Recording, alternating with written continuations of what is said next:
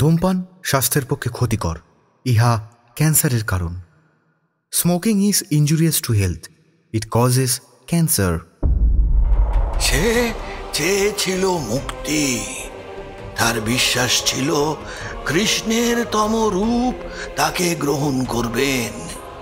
এই বিশ্বাস থেকেই সে গুরুর সন্ধানে বেরিয়েছিল, ফিরেছিল এক অদ্ভুত সন্ন্যাসীর সঙ্গে, যার পরিচয় কেউ জানত না। রাত গভীর, অন্ধকারে ঢাকা গ্রাম, দূরে নিঝুম বন। এই গ্রামের ভয়ের আসল কারণ বনের ভেতর নয়, আছে এক প্রাচীন মন্দিরে। লোকেরা বলে জন্মাষ্টমীর রাতে ওই মন্দিরের গর্ভগৃহে নেমে আসে এক ছায়া, যার চোখের দিকে তাকালে মৃত্যু অনিবার্য। এই গল্প শুধু অন্ধকার আর মৃত্যুর নয়, এটি বিশ্বাস, মুক্তি আর শ্রীকৃষ্ণের করুণার কাহিনী। শুরু হচ্ছে নিত্যানন্দ চক্রবর্তীর কলমে তারানাথ তান্ত্রিক ও কৃষ্ণ ছায়া। ও হ্যাঁ, এখন থেকে কিন্তু রাতের বৈঠকখানায় আপনি সব ধরনের গল্পের স্বাদ পাবেন। মানে মঙ্গলবার দিন ক্লাসিক গল্প, বুধবার থাকছে প্রেম, বৃহস্পতিবার গোয়েন্দা, আর ঠাকুর মশাই তো আসবেন শনিবার করে। তাই সাবস্ক্রাইব করতে কিন্তু ভুলবেন না। শুরু হচ্ছে নিত্যানন্দ চক্রবর্তীর কলমে তারানাথ তান্ত্রিক ও কৃষ্ণ ছায়া।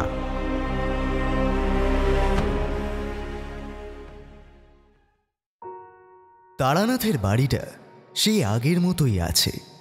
কাঠের জানালা, পুরনো ছাইরঙা রং, এক রাশ পুরনো নোনা ধরা স্যাঁতস্যাঁতে গন্ধ, আর কোথাও যেন মাটি ও স্মৃতির মিশেল।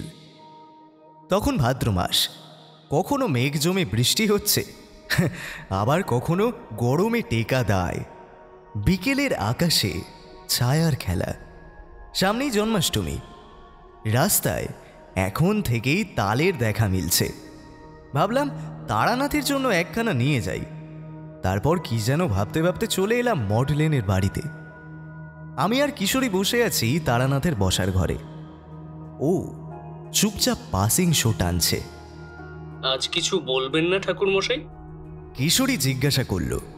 তারানাথ হেসে বলল, আজ তোমাদের বলবো না কিছু, আজ তোমরা বলবে আমাকে একটা কথা। আমি একটু চমকে উঠলাম। আমরা?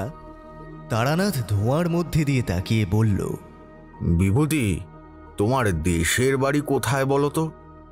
নদিয়ার ধুবুলিয়া। আমি বললাম, তুমি বহুবার বলেছ নিয়ে যাবে, গেলাম কোথায়? এখন কি অবস্থা সেখানে? আমি আর কিশোরী একে অপরের দিকে তাকালাম। আসলে আমি এতদিন বলা হয়নি, কিন্তু এখন আর না বলে উপায় নেই। আমি গলার স্বর নিচু করে বললাম, গ্রামে কিছু অদ্ভুত ঘটনা ঘটছে, কিন্তু আপনি একটু খোলসা করে বলো দেখি। আমি বললাম, গত 3 মাসে 4 জন মারা গেছে অদ্ভুতভাবে। গ্রামে এক কৃষ্ণ মন্দিরের দিকে সব মৃত্যুর সূত্র। মানুষজন বলে কৃষ্ণ মন্দিরে শয়তানের ছায়া দেখা গেছে। গ্রামের মানুষজন পুজো বন্ধ করে দিয়েছে, কেউ জন্মাষ্টমীর আয়োজন করছে না। ভয়, আতঙ্ক আর গুজব সব মিলে পুরো গ্রামটা যেন দমবদ্ধ হয়ে আছে। তারানাথ এবার সিগারেটটা শেষ করে বলল, তুমি এ কথা আগে বলনি কেন? মানে বলতে ভয় পেয়েছিলাম। আসলে নিজের দেশ, নিজের শিকড়। ভয়? তোমাদের এই ভয়, আর সেই ভয়েই গড়ে ওঠে অন্ধকার। তারানাথ এবার উঠে দাঁড়ালো। আমাকে নিয়ে চলো দেখি সেই গ্রামে। অনেকদিন কোথাও যাওয়া হয়নি, আমি দেখে আসি ওটা কৃষ্ণ মন্দিরে না অন্য কিছু। কিশোরী বলল, আমি কি যাব? তারানাথ হেসে বলল, যাবে বই কি। আমি জানতাম তারানাথ কিছু একটা আভাস পেয়েছে, না হলে হঠাৎ করে এরকম ভাবে তারানাথ কিছু বলে না। 2 দিন পর আমরা রওনা হলাম। শিয়ালদা থেকে লোকাল ধরে কৃষ্ণনগর, তারপর বাস ধরে ধুবুলিয়া। কিশোরী বেশ চুপচাপ ছিল। আমি জানি ওর ভাবনা অন্য জায়গায়। আমি নিজেও জানি না কি অপেক্ষা করছে আমাদের জন্য। রাস্তাঘাট চেনা, কিন্তু যেন কুয়াশার পর্দায় ঢাকা। ছোট ছোট দোকান, মাঠঘাট, খালপুল, সব কিছুতেই যেন একটা মৃত নিস্তব্ধতা। গ্রামের ঢোকার মুখেই মিলল রামলাল, ছোটবেলার বন্ধু। আমাদের দেখে একটু অবাক হয়ে উঠল সে। তুই এতদিন পরে এলি? আর এই... সে চেয়ে রইল তারানাথের দিকে। আমি বললাম, আমার বন্ধু। রামলাল ভয়ে ভয়ে মৃদু গলায় বলল, ভালো করিসনি বিভূতি, এখন গ্রামে কেউ আসে না। ওদিকের মন্দিরে যেও না, রাত্রি হলে তো নয়। তারানাথ বলল, এই মন্দিরে কি আছে? রাত্রি হলেই বাজনা শোনা যায়, ঘন্টা বাজে, মাঝে মাঝে কালো ধোয়ার মতন কিছু বেরোয়, আর পরদিন কেউ না কেউ মরে। কিশোরী ধীরে ধীরে বলল, ঘন্টা, ধোঁয়া? কৃষ্ণ মন্দিরে তো এমন কিছু হবার কথা নয়। তারানাথ হেসে বলল, এই সবই তো টানে আমাকে। সন্ধ্যার মুখে আমরা পৌঁছালাম আমার পৈতৃক বাড়িতে। বাড়িটা পুরনো হলেও পরিচ্ছন্ন। মা বাবা গত হয়েছেন বহুদিন। একজন পুরনো ভৃত্য রয়েছে, নাম যোগু। যোগু কাঁপা কাঁপা গলায় বলল, বাবু, আপনারা এলেন, কিন্তু এই সময়? এখন তো গ্রামের লোকজন সন্ধ্যা নেওয়ার আগেই ঘরবন্দি। আপনার ঘর সাজিয়ে রেখেছি, আর অতিথিদের ঘরও। তারানাথ বসে বলল, আমি এখন বিশ্রাম নেব না, এখন আমি মন্দির দেখতে যাব। আমি বললাম, এখন? ভয় পাচ্ছ বিভূতি? আচ্ছা, আমি ভয় পেলে তোমরা কার আশায় থাকবে? কিশোরী বলল, তবে চলুন, আমরাও যাব। সন্ধ্যার আধারে মন্দিরের পথ ধরলাম। পথটা নির্জন, কাঁকুড়ে, গাছের ছায়ায় ঢাকা মেঠো পথ। বাঁ দিকের পুকুরটার জলেও যেন ভয় জমে আছে। ঝিঝির ডাক থেমে গেছে। চাঁদের আলোয় দেখতে পেলাম একটা পুরনো টেরাকোটার মন্দির, যার মাথা ভাঙা, খোদাই করা কারুকার্যগুলো প্রায় মলিন হয়ে গেছে। দরজায় তালা নেই। তারানাথ ধীরে ধীরে পা রাখল সিঁড়িতে, আর ঠিক সেই মুহূর্তে ভেতর থেকে বাজল একটা ঘণ্টার ধ্বনি। আমি আর কিশোরী একে অপরের দিকে তাকালাম। তারানাথ দাঁড়িয়ে রইল চুপচাপ। তার চোখে ছিল এক গভীর ছায়া, ঠিক যেন কৃষ্ণ ছায়া।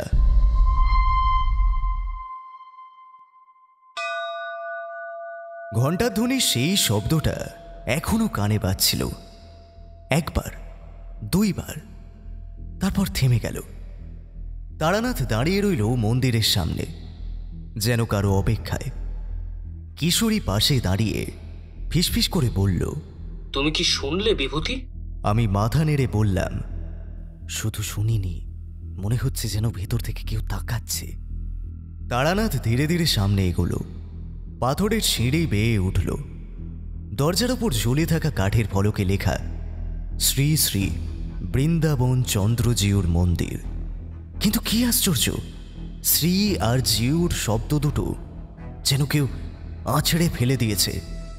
মন্দিরের নামটা যেমনই থাক, দেবতা কে তাই নাম দেখেই বোঝা যায়। তারানাথ বলল। আমি বললাম, কিন্তু আমাদের পূর্বপুরুষেরা তো বলতেন এই মন্দিরে কৃষ্ণের বিগ্রহ প্রতিষ্ঠা হয়েছিল। তারানাথ কপাল কুঁচকে বলল, তবে প্রশ্ন একটাই, এতদিন ধরে পুজো চলতো, এখন কেন বন্ধ? আর মৃত্যুগুলো শুরু হলো হঠাৎ করে? এইসব কথা বলতে বলতে আমরা মন্দিরের ভেতরে ঢুকলাম। ভেতরটা অদ্ভুতভাবে ঠান্ডা, যেন শত বর্ষ পুরনো বাতাস এখনো দেওয়ালে জমে আছে। মেঝেতে মাটি উঠে গেছে, কোনায় পাথরের গায়ে জমানো শ্যাওলা। কিশোরী মৃদু গলায় বলল, এই জায়গাটা একটা অদ্ভুত গন্ধ ছড়াচ্ছে। পুরনো ফুলের না, যেন ভেজা ধূপের সঙ্গে কিছু পোড়া চামড়ার গন্ধ। তারানাথ নিচু হয়ে মেঝের ওপর খুঁটিয়ে খুঁটিয়ে দেখতে লাগলো। দেখো তো বিভূতি, এই দাগটা কিরকম মনে হচ্ছে? আমি ঝুঁকে দেখলাম মেঝেতে লালচে রঙের ছিটে কেউ যেন রক্ত ছিটিয়েছে, কিন্তু সেটা তাজা নয়, অনেক দিনের। তারানাথ একটা ছোট লোহার লাঠি কোথা থেকে খুঁজে বের করে মাটি খুঁড়ল। একটা কালচে কাপড়ের টুকরো বেরিয়ে এলো, যার গায়ে একটা সুতোর নকশা। তারানাথ গম্ভীর গলায় বলল, এটা তান্ত্রিক চিহ্ন। এই মন্দিরে কেউ একসময় সাধনা করত, আর সেটা কৃষ্ণ পূজার সঙ্গে যে মিলছে না। ঠিক তখনই পেছনের অন্ধকার কোণ থেকে একটা শব্দ এলো, ঝুর ঝুর ঝুর। কেউ কেউ যেন চুপি চুপি পাথরের উপর দিয়ে পা টিপে হাঁটছে। কিশোরী আমার হাতটা চেপে ধরল। আমি ঘাড় ঘুরিয়ে দেখলাম কিছু নেই। তারানাথ হেসে বলল, ভয়ের গন্ধেই ভূত জন্মায়। চলো এবার ফিরে যাই। আজ রাতটা বিশ্রাম দরকার, কাল সকালের আলোয় আবার আসবো। পরের দিন সকালে ঘুম ভাঙল মোড়গের ডাকে নয়, রামলালের চেঁচামেচিতে। বিভূতি, কাল রাতেও একজন এখানে মারা গেছে। আমরা তিনজনেই ছুটে বাইরে বেরিয়ে এলাম। গ্রামের পশ্চিম পাড়ার এক যুবক, নাম বুড়ো মনোহর। সকালে বাড়ির পাশে মৃত অবস্থায় পাওয়া গেছে। মুখটা কালো হয়ে গিয়েছিল, চোখ দুটো খোলা, আর ঠোঁটে যেন গাঢ় কিছুর দাগ। আমি বললাম, কিভাবে মারা গেল? রাতে কারোর চিৎকার শুনিনি। সকালবেলা তার বোন গিয়ে দেখে মনোহর উঠোনে পড়েছিল, আর আশ্চর্য, ওর কপালে কেউ একটা প্রতীক এঁকেছে, 3টে সরল রেখা, আর তাদের গায়ে বিন্দু। তারানাথ সঙ্গে সঙ্গে কাগজ কলম চাইল, প্রতীকটা আঁকল। চোখে এক রাশ অদ্ভুত চিন্তার ছাপ। এই চিহ্নটি আমি একবার দেখেছিলাম উত্তর কাশীতে, এক তান্ত্রিক দেবীর উপাসনালয়ে। দেবী ছিলেন যোগিনী কৃষ্ণা, কৃষ্ণের তম রূপে, যাকে কিছু তমপন্থীরা পূজা করে। আমি বলে উঠলাম, তবে কি এই মন্দিরে আগে কৃষ্ণ নয়, ওই দেবীকেই পূজা করা হতো? তারানাথ ধীরে ধীরে বলল, সম্ভব। মূর্তিটা ভালোভাবে দেখা দরকার। কাল রাতের অন্ধকারে কিছু বোঝা যায়নি। আজ আবার যাব সন্ধ্যার আগে। সামনেই তো জন্মাষ্টমী, এই দিনেই এইসব। কিশোরী তারানাথকে জিজ্ঞাসা করল, আজ রাতে সত্যিই কি কিছু? তারানাথ মাথা নাড়ল। যা আছে সেটার জবাব দিতে হলে শক্তির প্রহর দরকার। বিভূতি, তোমার বাড়ির পেছনের পুরনো তুলসী মঞ্চ থেকে একটু জল আনতে পারো? ও কিশোরী, তুমি কি নীল অপরাজিতা ফুল পাবে এখানে কোথাও? আমি বললাম, ফুল জোগাড় করা যাবে, কিন্তু পুজো কোথায় হবে? তারানাথ হেসে বলল, এই মন্দিরেই। ওর অভিশাপ এখানেই জন্মেছে, আর ওর মুক্তি এখানেই হবে। সন্ধ্যায় আমরা আবার মন্দিরে গেলাম, এইবার বেশ কিছু জিনিস নিয়ে। ধূপ, প্রদীপ, একটি মাদল, একটি পুরনো পুঁথি। মন্দিরের বিগ্রহের সামনে দাঁড়িয়ে তারানাথ একটা ছোট কাঁসার থালা বের করল। মাটি থেকে কিছু গুঁড়ো সংগ্রহ করে মন্ত্র পড়তে পড়তে জল ছিটাতে লাগলো। তখনই আমরা মূর্তির চোখের দিকে তাকালাম। ভয়ে আমার গলা শুকিয়ে গেল। মূর্তিটির চোখ কৃষ্ণর মতো নয়, তাতে ছিল একটা একটা ভয়ঙ্কর উগ্রতা, যেন ধ্যান নয়, তেজে জ্বলে থাকা শকুনি চোখ। কিশোরী ধীরে ধীরে বলল, এটা এটা কৃষ্ণ নয়। তারানাথ বলল, এটা এক বিভ্রম। কৃষ্ণরূপের ছায়া যাকে কেউ বেঁধে রেখেছে তান্ত্রিক চক্রে। এই মন্দির ক্রমেই অভিশপ্ত হয়েছে। আজ রাতে আমি সেই চক্র ভাঙব। আমি বললাম, তাহলে তো ভয়ঙ্কর কিছু হতে পারে। তারানাথ মৃদু গলায় বলল, হ্যাঁ বিভূতি, ভয়ঙ্কর তো হবেই, কারণ কৃষ্ণর এই ছায়া কেবল ছায়া নয়, এ এক আত্মা যার জন্ম হয়েছিল বিশ্বাসঘাতকতায় আর মৃত্যু হয়েছিল তন্ত্রে। রাত তখন গভীর। গ্রামের বাতাসে যেন বয়ে আসছে কিছু অদৃশ্য ছায়ার গন্ধ। আমরা বাড়ি ফিরে এলেও কারোর চোখে ঘুম নেই। কিশোরী জানালার পাশে বসে বাইরের অন্ধকারের দিকে তাকিয়ে।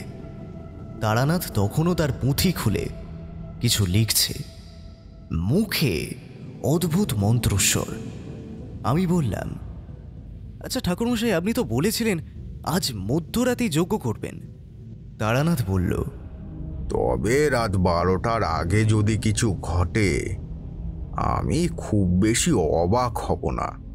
ঠিক সেই সময় দূর থেকে ভেসে এলো এক নারী কণ্ঠের হাহাকার। আমরা তিনজনই চমকে উঠলাম। তারানাথ সঙ্গে সঙ্গে উঠে দাঁড়ালো। চলো দেখি কি হলো, আরেকটা মৃত্যু। আমরা ছুটে গেলাম দক্ষিণ পাড়ার দিকে। কয়েকজন গ্রামবাসী কুপি হাতে এগিয়ে আসছে। তাদের চোখে ভয়, মুখে ভয়ার্ত ফিসফাস। একজন মহিলা কান্নারত, তার কোলে একটা মৃতদেহ। চেহারা দেখে বোঝা গেল বয়স 20-25 হবে। মুখের একপাশে দগ্ধ চিহ্ন এবং কপালে আবার সেই চিহ্ন, 3টি সরল রেখা আর বিন্দু। রামলাল এসে ফিসফিস করে বলল, এই মেয়েটির নাম পুষ্পা, গরিব ঘরের মেয়ে। রাতে মাঠে গিয়েছিল জল আনতে, তখনই হঠাৎ অজ্ঞান হয়ে পড়ে। আর যখন পাওয়া গেল তখন। তারানাথ মৃতদেহের দিকে তাকিয়ে বলল, এই চিহ্ন এখন নিশ্চিত করছে এটা তন্ত্রবিদ্যা। একটা শক্তিশালী প্রেত যা এই মন্দিরে বাঁধা ছিল, কিন্তু এখন সে মুক্ত। আমি বললাম, তবে কিভাবে মুক্ত হলো? কারো দ্বারা আহ্বান করা হয়েছে, ইচ্ছাকৃত। কেউ এটা চায়, আর যে চায় সে মন্দিরেই কোনো অভ্যন্তরস্থ গোপন সত্য জানে। কিশোরী বলল, তাহলে এর পেছনে একজন জীবিত মানুষও আছে? অবশ্যই।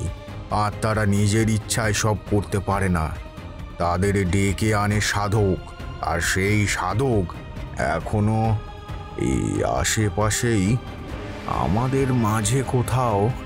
সকালবেলা আবার মন্দিরে গেলাম আমরা তিনজনেই। এইবার আলো নিয়ে গেলাম।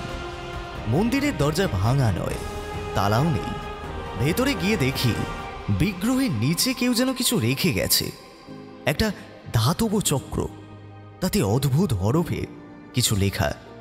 তারানাথ সেটা হাতে নিয়ে বলল, এটা তান্ত্রিক বীজ মুদ্রা, সাধারণত যজ্ঞের সময় ব্যবহার হয় না।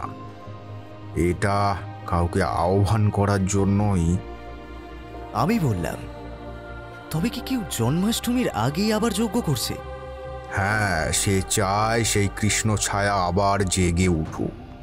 তবে আমি জানি না কেন, এতে কি লাভ।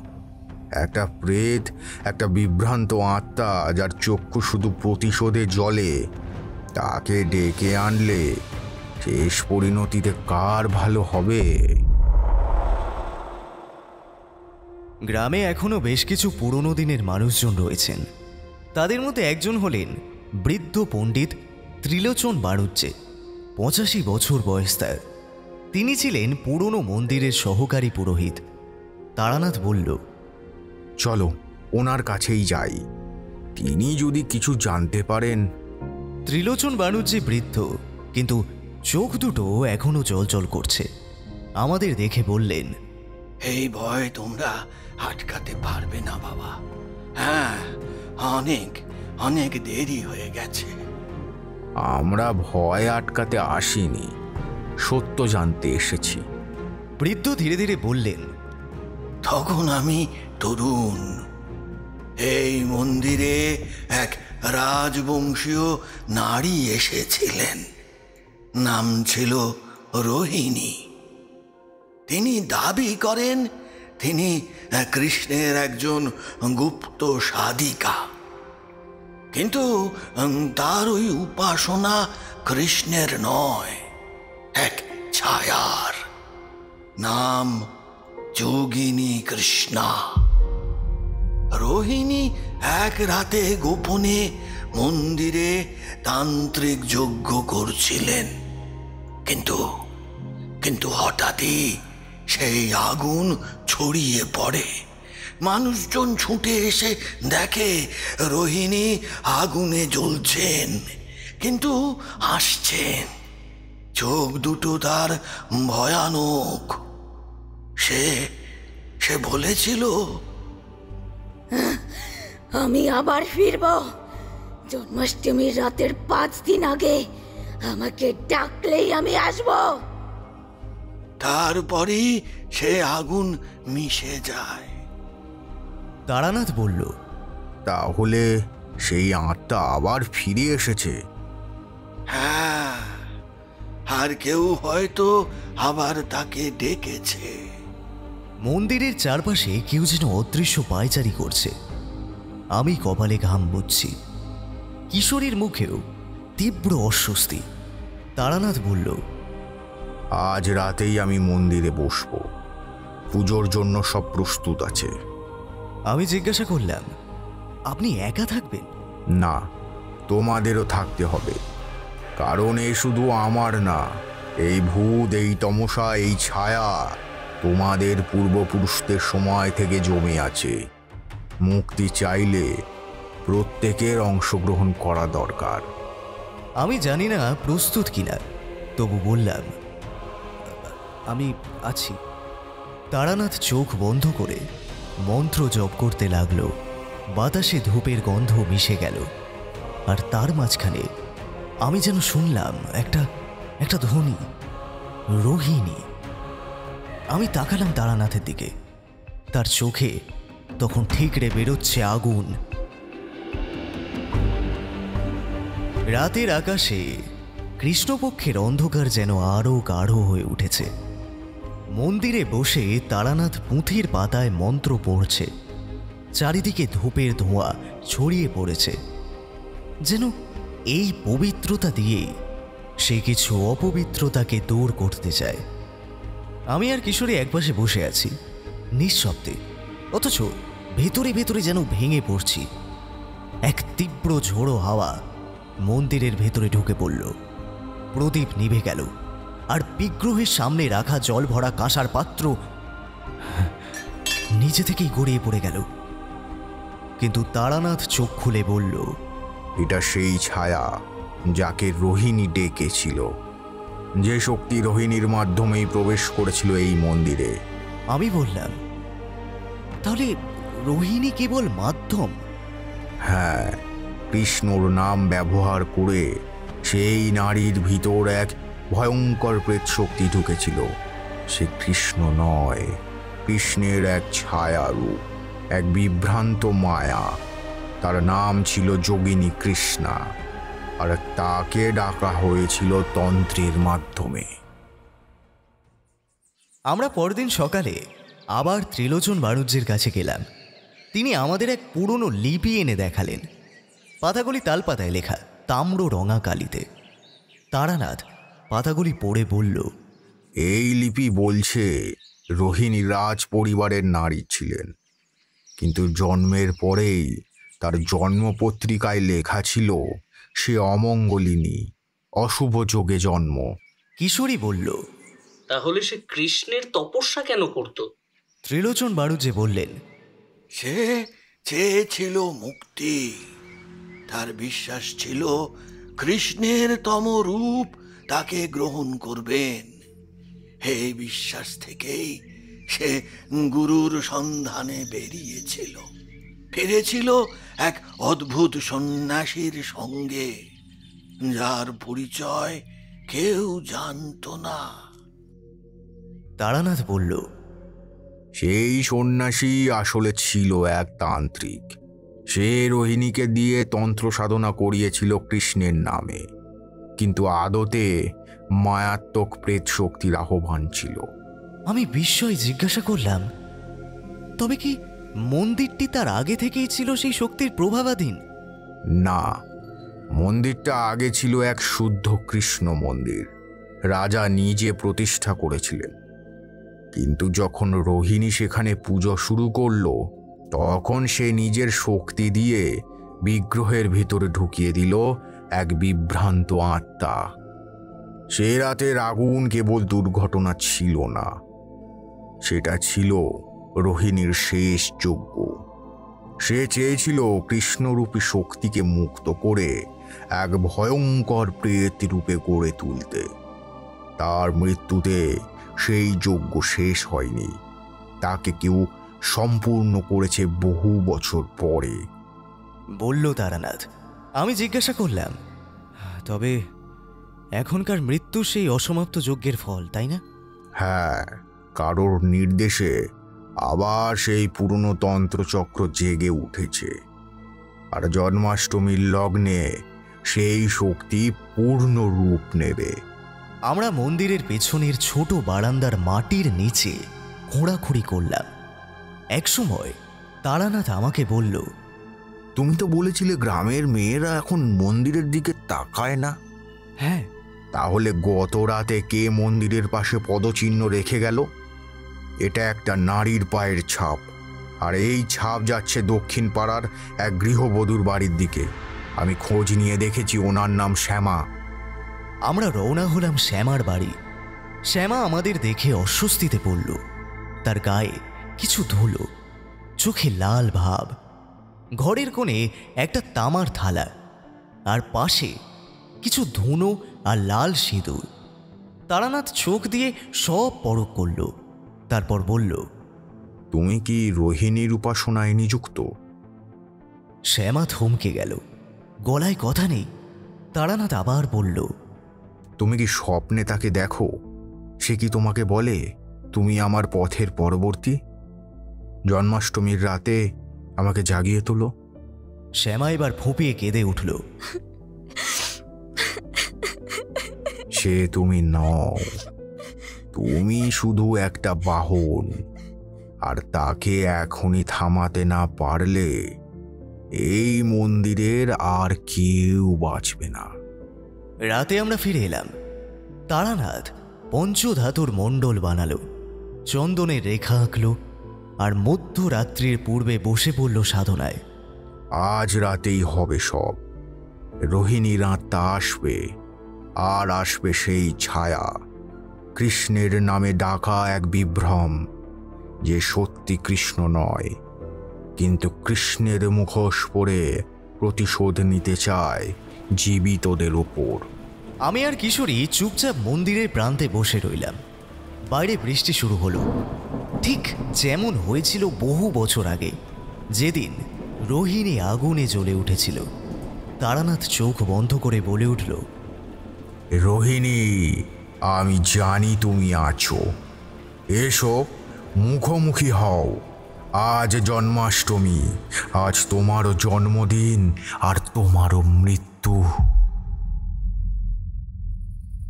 গভীর রাত, অমাবস্যার আধার পেরিয়ে চাঁদের ক্ষীণ আলোয় কেবল মন্দিরের গায়ে খোদাই করা মলিন রেখাগুলোই এক ঝলক দেখা যাচ্ছে। বাতাস নিস্তব্ধ, অথচ সেই নিস্তব্ধতার মধ্যেই যেন অশরীরে কারোর নিঃশ্বাস শোনা যায়। আমি কিশোরী বসেছিলাম। এবার তারানাথ এসে বলল, চলো দেখি, মন্দিরের দিকে যাই। মন্দিরের দেওয়ালে খোদাই করা ছবিগুলো এখন স্পষ্ট দেখা যাচ্ছে। শ্রীকৃষ্ণ, গোপিনী, যুদ্ধরথ, কংস, কিন্তু সবচেয়ে বেশি চোখে পড়ছে এক নারী মূর্তিকে, যার চোখের দৃষ্টি যেন আমাদের দিকেই তাকিয়ে আছে। ভয়ানক সেই দৃষ্টি। এ মন্দির শুধু কৃষ্ণ মন্দির নয়, এখানে আগে আর এক দেবীর গোপন পূজা হতো, যাকে গোপনে বন্দনা করত তান্ত্রিকরা। সেই শক্তিও বোধহয় এখনো আটকে আছে। আমরা এগিয়ে গেলাম গর্ভগৃহের দিকে। ভেতরে সেই অন্ধকার, ধুলো মাটি ঢাকা প্রাচীন কৃষ্ণমূর্তি। তবে কৃষ্ণের মুখ অদ্ভুত, যেন কষ্টে, আতঙ্কে বা হয়তো বিরক্তিতে টান টান। তারানাথ গলা নামিয়ে বলল, এই গর্ভগৃহের নিচেই আছে চক্রবদ্ধ এক প্রাচীন তান্ত্রিক বলিকুণ্ড, যেখানে জন্মাষ্টমীর রাতে বলি দেওয়া হতো মানুষের। এই মন্দির নির্মাণ হয়েছিল সেই চক্রের চারপাশ ঘিরে। আমার গা কাঁপছিল। কিশোরী থতমত খেয়ে গেল। তাহলে কি কৃষ্ণের নাম করে এখানে? হ্যাঁ, এক সময় কিছু তান্ত্রিক দেবতার নামে পাপ করত, তবে দেবতা তো সহ্য করেন না মিথ্যা। এই মন্দিরেই সেই শাস্তি নেমে আসে। ভয়, মৃত্যু আর অভিশাপ ছড়িয়ে পড়ে এই গ্রামে। তারানাথ হঠাৎ পাথরের মেঝেতে বসে বললেন, একটা চক দিয়ে আঁকতে লাগলেন কোনো মন্ত্রচক্র। ধূপ জ্বালালেন, তার সাদা ধোঁয়া গাঢ় হয়ে উঠেছে। মন্ত্রপাঠ শুরু করলেন তিনি। গলা গভীর, তীব্র, যেন সেই ধোঁয়া কাঁপতে কাঁপতে ছড়িয়ে পড়ছে মন্দির জুড়ে। আমি আর কিশোরী দাঁড়িয়ে আছি, থরথর করে কাঁপতে থাকছি। তারানাথ চিৎকার করে উঠলেন, যে শক্তি অধিষ্ঠান করেছে কৃষ্ণমূর্তির নিচে, আজ তাকে আমি আর প্রার্থনা করছি না। আদেশ দিচ্ছি, নির্গত হও, আর ভয় দিও না এই জনপদে। হঠাৎ এক ঝলক আলো ছড়িয়ে পড়ল মূর্তির চারপাশে। কৃষ্ণের চোখ থেকে যেন অশ্রু গড়িয়ে পড়ল। মন্দিরের দেওয়াল যেন কেঁপে কেঁপে উঠল। তারানাথ মাটিতে পড়ে গেলেন। আমি ছুটে গেলাম, ঠাকুরমশাই, ঠাকুরমশাই, আপনি ঠিক আছেন? তিনি ধীরে ধীরে উঠে বসে বললেন, শক্তি চলে গেছে, কিন্তু কেবলমাত্র এই রাতের জন্য। পূর্ণ মুক্তির জন্য চাই বৃহৎ যজ্ঞ। কাল সকালে সূর্য উঠলে। আমরা গম্ভীর হয়ে তাকিয়ে রইলাম মূর্তির দিকে। গর্ভগৃহ নিস্তব্ধ, কিন্তু মনে হচ্ছে কেউ বা কিছু এখনো আমাদের নজর রাখছে। মন্দিরের গর্ভগৃহ থেকে বেরিয়ে আমরা তিনজন, আমি, তারানাথ আর কিশোরী, কিছুক্ষণ নীরবে বসে রইলাম বারান্দার শীতল পাথরে। জন্মাষ্টমীর রাত শেষ হয়ে আসছে, কিন্তু বাতাসে এখনো এক অদ্ভুত গন্ধ। ধূপ, বেলপাতা আর যেন শতাব্দী প্রাচীন কোনো রুদ্ধ আত্মার নিঃশ্বাস। তারানাথের মুখে তখনও তীব্র মনোসংযোগের ছাপ। ওর চোখ দুটো দেখে মনে হচ্ছিল যেন বহু দূরে, সময় আর স্থানের সীমানার বাইরে কোনো এক পরম সত্যের সাক্ষাৎ করছে। আমি ধীরে ধীরে জিজ্ঞাসা করলাম, ঠাকুরমশাই, এতদিন ধরে যে ভয়, গুজব, অমঙ্গল, এসব কিসের জন্য? তারানাথ চোখ বন্ধ করেই বলল, বিভূতি, ভয় সবসময় বাইরের নয়, ভয় জন্মায় ভেতর থেকে। কিন্তু এই মন্দিরে ভয় জন্মেছে কারণ এখানে আটকে ছিল এক মুক্তিহীন আত্মা, এক ব্রাহ্মণ বালক, যে জন্মাষ্টমীর রাতে বলিদান হয়েছিল এই গ্রামের এক কালা পাহাড়ি যুগের পাপে। বলিদান? কিশোরীর গলা কেঁপে উঠল। তারানাথ মাথা হেলিয়ে বলল, হ্যাঁ, এই মন্দিরে এক সময় প্রচলিত ছিল এক নিষিদ্ধ কৃষ্ণতন্ত্র। জন্মাষ্টমীর রাতে কৃষ্ণরূপে এক কুমার বালককে সাজিয়ে তাকে বলি দেওয়া হতো, এই বিশ্বাসে যাতে তান্ত্রিক শক্তি লাভ হয়। শ্রীকৃষ্ণের নামে এই জঘন্য ঘৃণ্য অপকর্ম ঘটেছিল, আর সেই বালকের আত্মা আটকে গিয়েছিল এই মন্দিরের গর্ভগৃহে। প্রতিশোধ না নিয়ে সে শান্তি পায়নি, কিন্তু সে খারাপ নয়, সে কেবল মুক্তি চায়। ভয় দেখিয়ে আসলে সে ডাকছিল যেন কেউ এসে তাকে উদ্ধার করে। তার কণ্ঠ শুনতে পেয়েছি আমি, তুমিও শুনেছ বিভূতি, কাল রাতে সেই কান্না।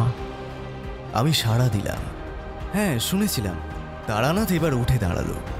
শঙ্খের শব্দ দূর থেকে ভেসে আসছে। গ্রামের মানুষেরা এখনো জানে না এই রাতে কি ঘটেছে। তারানাথ ধীরে ধীরে মন্দিরের কেন্দ্রস্থলে গিয়ে বসে পড়ল। তার ঠোঁটে ভেসে এলো শ্রীমদ্ ভগবদ্ গীতার শ্লোক, সর্বভূতো সমাত্মানং সর্বভূতানি চাত্মনি একসাথে যোগ যুক্তাত্মা সর্বত্র সমদর্শনা। তার গলায় তখন গভীর আভিজাত্য, শান্তি আর ক্ষমার শক্তি। ধূপের ধোঁয়ার মধ্যে এক মুহূর্তে আমি দেখলাম আলো। হ্যাঁ, ঠিক যেন গর্ভগৃহ থেকে একটি শিশুর মুখ উঁকি দিল, হাসল আর ধীরে ধীরে মিলিয়ে গেল মন্দিরের অন্ধকারে। তারানাথ ধীরে ধীরে বলে উঠল, সে মুক্তি পেয়েছে। এখন এই মন্দির আবার শুদ্ধ।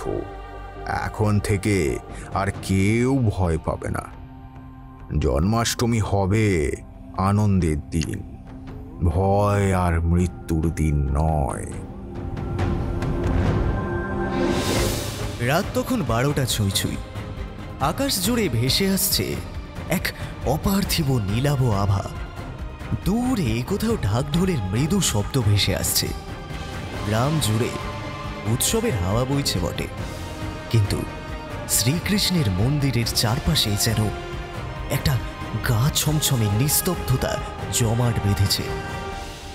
গৃহস্থ বাড়ির আঙিনা থেকে শুরু করে চণ্ডী মণ্ডপ পর্যন্ত সব জায়গায় প্রদীপ, পট, রঙিন আলোকসজ্জা।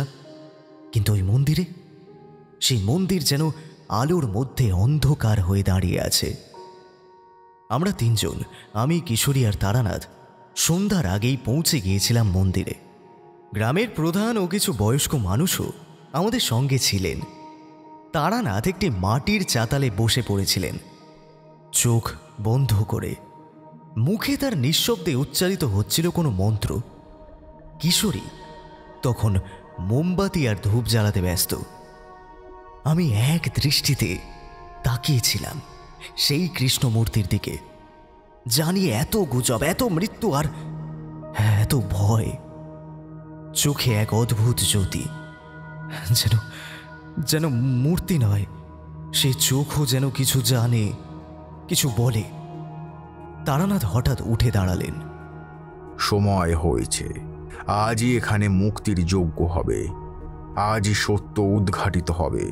তবে যাদের মনে ভয় আছে তারা সরে যান। গ্রামের মানুষদের মধ্যে চাপা গুঞ্জন। কয়েকজন পিছু হটল, কিন্তু মন্দিরের চত্বরে রয়ে গেলাম আমরা কয়েকজনই। তারানাথ কৃষ্ণমূর্তির সামনে একটি কালো কাপড় পেতে তার উপর রেখে দিলেন কিছু বস্তু, তামার পাত্র, সিঁদুর, খড়গ, পঞ্চরত্ন, একখণ্ড তালপাতার পুঁথি।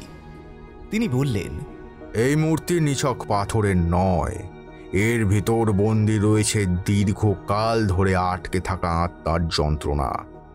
এই গর্ভগৃহ এক সময় তান্ত্রিক যজ্ঞস্থল ছিল। এখানে যে মৃত্যু হয়েছিল তা ছিল বলি, নিষ্ঠুর বলি। আমরা স্তব্ধ। আমি জানি তারানাথের কণ্ঠে যখন এমন গম্ভীরতা আসে, তখন মিথ্যে বা ভয়ের কিছু থাকে না, শুধু থাকে রহস্যের বাস্তব রূপ।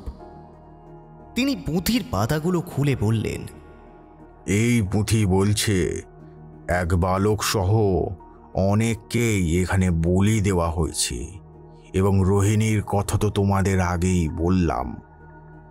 এবং এক ব্রাহ্মণ তার মেয়েকেও বলি দিয়েছিল কৃষ্ণর দর্শন পাওয়ার লোভে। মেয়েটি বেঁচে থাকলে আজ 60 ছুঁই ছুঁই করত, কিন্তু তার আত্মা বন্দী হয়ে আছে এই মূর্তির ভিতরে। চারপাশটা যেন হিম হয়ে এলো। কিশোরীর ঠোঁট কাঁপছে। আমিও এক পা পিছিয়ে এলাম। তারানাথ খড়গটি তুলে চোখ বন্ধ করে আবার মন্ত্র পাঠ করতে লাগলেন। সেই শব্দে যেন মন্দিরের গায়ে কাঁপন ধরল। বাতাস থমকে গেল। হঠাৎ গর্ভগৃহের মধ্যভাগে এক বিস্ফোরণ। এক ধোঁয়ার স্রোত উঠল ছাদের দিকে। তারানাথ চিৎকার করে বলল, হে কৃষ্ণ, তোমার নামে যারা বিভ্রান্ত হয়েছিল তাদের অপকর্মের ফল তুমি মুছে দাও। আজ এই আত্মাকে মুক্ত করো। জন্মাষ্টমীর এই রাতে এক পাপী পিতার ভুল মুক্তি পাক তোমার অনুগ্রহে। এক মুহূর্তে সবকিছু আলোয় ভরে উঠল। মূর্তির দুই চোখ থেকে যেন জল গড়িয়ে পড়ল। একটি নিঃশব্দ কান্না, তারপর আবার নিস্তব্ধতা। তারানাথ হাঁপাচ্ছিলেন, ক্লান্ত। ধীরে ধীরে তিনি বসে পড়লেন। মুক্তি হয়েছে, মুক্তি হয়েছে। 25 বছর পর সেই আত্মা আজ মুক্তি পেল। এখন আর কোনো ভয় নেই, কোনো অভিশাপও নেই। আমি বুঝলাম, এ শুধু তারানাথের সাধনার ফল নয়, এ জন্মাষ্টমীর রাতের শক্তি, বিষ্ণুর দিব্য ছায়া আর মানবতার জয়। সেই রাতেই আমরা সবাই কৃষ্ণমূর্তির সামনে প্রদীপ জ্বালালাম। মৃত্যুর আতঙ্কের জায়গায় এলো শান্তি। গর্বে চোখ ভরে এলো আমার। আমি তারানাথের বন্ধু, আমি এই ঘটনার সাক্ষী। ভোরের আলোটা যখন কুয়াশার পাড় ভেদ করে একটুখানি এসে পড়ল মন্দিরের বেদির ওপর, তখন মনে হলো শতাব্দীর পুরনো অন্ধকার যেন সরে যাচ্ছে। কিন্তু রাতটা ছিল ভয়াল, বিস্ময়ে ভরা আর মুক্তির গন্ধে পূর্ণ। তারানাথ সেই মূর্তির সামনে বসে আছেন ধ্যানমগ্ন হয়ে। কৃষ্ণের গর্ভগৃহ যেন নতুন প্রাণ পেয়েছে। কিশোরী আর আমি তখনও স্তব্ধ হয়ে দাঁড়িয়ে আছি, যেন কিছু বললে সবটুকু মুহূর্তটায় ছিঁড়ে যাবে। আগের রাতের ঘটনা যেন একটা স্বপ্ন। জন্মাষ্টমীর সেই মধ্যরাত, যখন তারানাথ মন্ত্রপুত ধূপ, ফুল আর তেল ফেলে শুরু করলেন কৃষ্ণতত্ত্ব ও তন্ত্রের সমন্বয়ে এক অদ্ভুত পুজো, তার ঠোঁটে তখন এক টানা মন্ত্র, ওং নমঃ ভগবতে বাসুদেবায় নমঃ নমঃ নমঃ। হে কৃষ্ণ করুণা সিন্ধু দীনবন্ধু জগৎপতে গোপেষু গোপিকা কান্ত রাধাকান্ত নমস্তুতে। আর হাতের মুদ্রা যেন কৃষ্ণের শক্তির সঙ্গে এক হয়ে যাচ্ছে। আমি আর কিশোরী দেখছিলাম কিভাবে মন্দিরের চারিদিক দিয়ে উঠে আসছে সাদা ধোঁয়া, যেন কোনো কালো আবরণ ছিঁড়ে এক দীপ্তি বেরোচ্ছে। তারপর সেই শব্দ, কান্নার মতো, গর্জনের মতো, আর শেষমেশ নিস্তব্ধতা। তারানাথ মাটিতে পড়ে গেলেন একসময়। আমরা ছুটে গিয়ে দেখলাম তিনি কাঁপছেন, গলা শুকিয়ে গেছে, কিন্তু তার মুখে প্রশান্তির ছাপ। শেষ হয়েছে, অভিশাপ ভাঙা গেছে। কৃষ্ণ আজ রক্ষা করেছেন এই গ্রামকে। সেই মন্দির তৈরি হয়েছিল 500 বছর আগে, কিন্তু এক রাজতান্ত্রিক ভুলে গর্ভগৃহে প্রতিষ্ঠিত হয়েছিল এমন এক কৃষ্ণমূর্তি, যার অন্তর্নিহিত তেজ ছিল বিপর্যয় ডেকে আনার মতো। সেই মূর্তি ছিল এক কৃষ্ণাভ মূর্তি, যার নাভি মূলে ছিল এক গুপ্ততান্ত্রিক চক্র, যা প্রতি জন্মাষ্টমীতে একটি আত্মাকে জাগ্রত করত। সেই আত্মা চাইত মুক্তি, কিন্তু সঠিক সাধনায় তা মিলত না। তাই শতাব্দীর পর শতাব্দী সেই অভিশপ্ত কৃষ্ণ মন্দির ঘিরে থেকেছে মৃত্যু, ভয় আর গোপন তন্ত্রের স্তর। তারানাথ সেই মূর্তির চক্রশক্তিকে নিষ্ক্রিয় করলেন, এক বিশেষ কৃষ্ণতন্ত্রে গর্ভগৃহকে পরিশুদ্ধ করলেন। কৃষ্ণ বলেছিলেন তিনি শুধু প্রেমের নয়, মুক্তির দেবতা। ভোর হতেই মন্দিরের দরজা খুলে গেল। বহু বছর পর গ্রামের মানুষজন এসে দাঁড়ালেন মন্দিরের সামনে। কেউ কেউ কান্নায় ভেঙে পড়ল। এক বৃদ্ধা এসে তারানাথের পায়ে হাত দিয়ে বললেন, এবার কি আবার কৃষ্ণ পুজো হবে ঠাকুর মশাই? তারানাথ শুধু বললেন, হবে। এবার কোনো ভয় ছায়া ফেলতে পারবে না।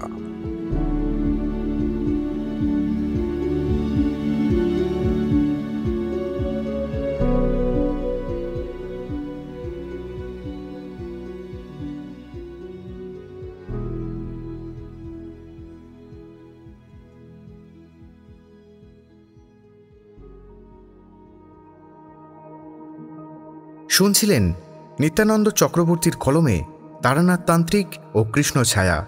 আজকের গল্পের গল্প পাঠে ও বিভূতির চরিত্রে সৌরভ, কিশোরী রুদ্র, ত্রিলোচন বারুজ্যে রাজ, রামলাল আকাশ, যোগু আকাশ, রোহিণী পম্পা, বৃদ্ধা পম্পা, তারানাথ তান্ত্রিকের চরিত্রে নিত্যানন্দ চক্রবর্তী। গল্পের নাট্যরূপ দান করেছেন পাপিয়া, শব্দগ্রহণ জয়া, ধ্বনি পরিকল্পনা ও আবহ ইঙ্কব্লেজ ক্রিয়েশন, প্রচার অলঙ্করণ Piyali, recording studio Radha Gobinda records, সমগ্র পরিকল্পনা ও পরিচালনায় নিত্যানন্দ চক্রবর্তী।